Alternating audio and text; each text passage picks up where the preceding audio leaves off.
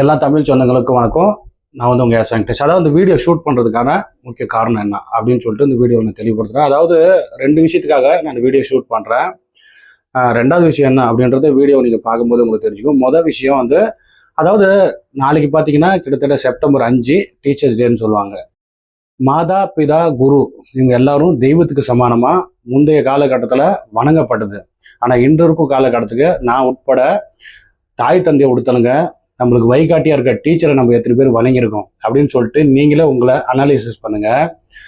முந்தைய காலகட்டத்தில் பார்த்தீங்கன்னா தாய் தந்தை, அதுக்கப்புறம் பார்த்தீங்கன்னா குரு, இவங்க எல்லாத்தையுமே வணங்கி தான் அடுத்தடுத்த காரியத்துக்கு அந்த காலத்தில் இருக்கும் பிள்ளைகள் வந்து முன்னு நோக்கி சென்றாங்க. ஆனால் இன்று இருக்கும் காலகட்டத்தில் பார்த்தீங்கன்னா நான் உட்பட நம்ம தாய் தந்தையை உடுத்தலுங்க, நம்மளை வழிகாட்டியா இருக்கும் அடுத்தடுத்த ஸ்டெப்புக்கு நம்மளை கொண்டு போற குருவை நம்ம எத்தனை பேர் வணங்கியிருக்கிறோம். அதனால நாளைக்கு வந்து டீச்சர்ஸ் டே. கண்டிப்பா எல்லாரும் முடிஞ்ச அளவுக்கு வரும் காலகட்டத்தில் பார்த்தீங்கன்னா தாய் தந்தையும் வணங்குங்க, உங்களை வழிகாட்டியா இருக்கும் அடுத்தடுத்து உங்களை மேல் நோக்கி கொண்டு போகும் குரு, அதாவது டீச்சர்ஸ்லையும் வணங்க கத்துக்குங்க. இது ரொம்ப முக்கியமானது. முந்தைய காலகட்டத்தில் இது எல்லாம் வடமுறையில் இருந்துச்சு.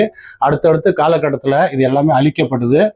வெஸ்டர்ன் கல்ச்சர் இந்தியாவுக்குள்ள வந்தனால இது எல்லாமே மறைந்து போச்சு.